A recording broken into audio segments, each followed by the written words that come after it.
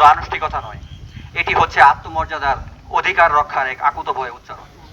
Diploma শিক্ষার্থীদের কিছু অযৌক্তিক ও বাস্তবতা বিবর্জিত দাবি আজ দেশের ইঞ্জিনিয়ারিং শিক্ষার গায়ে কলঙ্ক দাঁড়ানোর পায়তারা করছে। আমরা ইলেকট্রিক্যাল অ্যান্ড ইলেকট্রনিক ইঞ্জিনিয়ারিং বিভাগের শিক্ষার্থীরা দেশের অন্যান্য ইঞ্জিনিয়ারিং শিক্ষার্থীদের মতোই আজ দৃপ্ত কণ্ঠে এই অন্যায়ের বিরুদ্ধে দাঁড়িয়েছি। ডাক্তারি ডিপ্লোমা বা যারা হইলো ডাক্তারি সাইটে ডিপ্লোমা করে, ওরাও এরকম একটা আন্দোলন করছিল যে তারা হইলো নামের সামনে ডাক্তার লিখতে চায়, কিন্তু এটা কিন্তু বাংলাদেশ সরকার বা হইলো বিচার বিভাগ সেটা কিন্তু বাতিল করে দিয়েছে। তো আমরাও চাই যে হইলো এখন হইলো এটা খুবই প্রাসঙ্গিক যে সময়ের প্রয়োজনে হইলো ডিপ্লোমাধারীরা যাতে হইলো এই ইঞ্জিনিয়ার ডিগ্রিটা ইউজ করতে না পারে, এটা হলো সময়ের প্রয়োজনে বাতিল করার জোর দাবি জানাচ্ছি। সহকারী প্রকৌশলী এবং উপসহকারী প্রকৌশলী পদে বর্তমানে যে কোটা বৈষম্য আছে, আমরা সেটার অবসান চাই।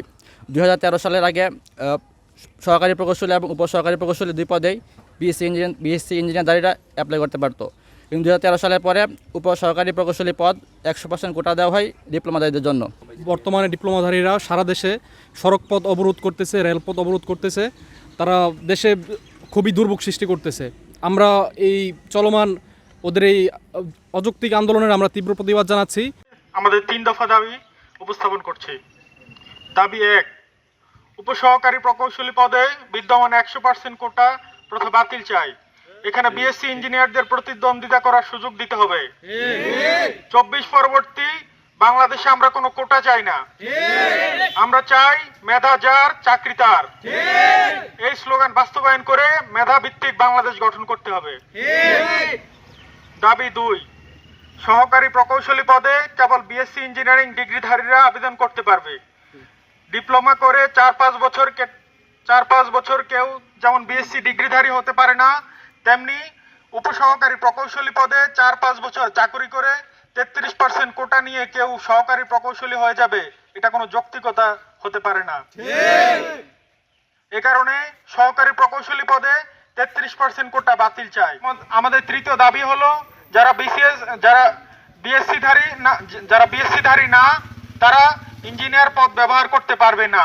আপনারা যদি ডিপ্লোমা কারিকুলামের সাথে বিশ্বের বিভিন্ন দেশের কারিকুলাম মিলিয়ে দেখেন তাহলে দেখবেন টেকনিশিয়ান তারা ডিপ্লোমাদের সিন্ডিকেট ভেঙে দাও, ঘুরিয়ে দাও, ভেঙে দাও, ঘুরিয়ে দাও ডিপ্লোমাদের সিন্ডিকেট।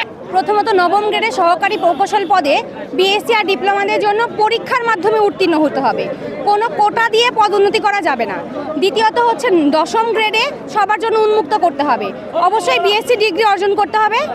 আর তৃতীয়ত হচ্ছে বিএসসি ইঞ্জিনিয়াররাই শুধুমাত্র ইঞ্জিনিয়ারিং লাগাতে পারবে নামের আগে, অন্যথায় বিএসসি ডিগ্রি অর্জন ছাড়া ইঞ্জিনিয়ারিং লাগানো যাবে না। জনগণ মনে করে যে তাদের ট্যাক্সের টাকায় এত টাকা খরচ করে একজন প্রকৌশলী ইঞ্জিনিয়ার বের হয়, তাহলে তারা দেশের বাইরে যায় কেন? এর কারণ হচ্ছে আমাদের দেশ আমাদের মূল্যায়ন করতে জানে না, মূল্যায়ন করতে জানে না। জনগণের ট্যাক্সের টাকায় পড়াশোনা করেও জনগণের জন্য প্রকৃত ইঞ্জিনিয়াররা কাজ করতে পারে না।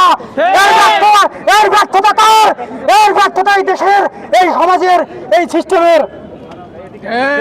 আজকে দেখেন বড় বড় মেগা প্রকল্প করার জন্য আমাদের বাইরে থেকে ইঞ্জিনিয়ার নিয়ে আসা লাগে, কারণ আমরা ইঞ্জিনিয়াররা উপযুক্ত পর্যায়ে যেতে পারি না।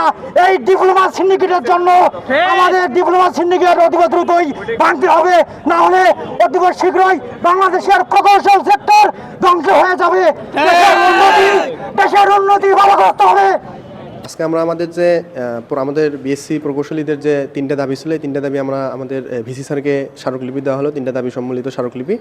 এরপরে আমাদের যে কর্মসূচি আছে, এরপর আমরা ডিসি স্যার বরাবর আমরা স্মারকলিপি দেবো। দেন আমাদের রংপুরে যেহেতু আমরা আছি, আমাদের নেস্কোর চিফ ইঞ্জিনিয়ার বরাবর আমরা স্মারকলিপি দেবো এবং বিভাগীয় কমিশনার বরাবর আমরা স্মারকলিপি দেবো। এগুলো হবে আমাদের পরবর্তী পদক্ষেপ।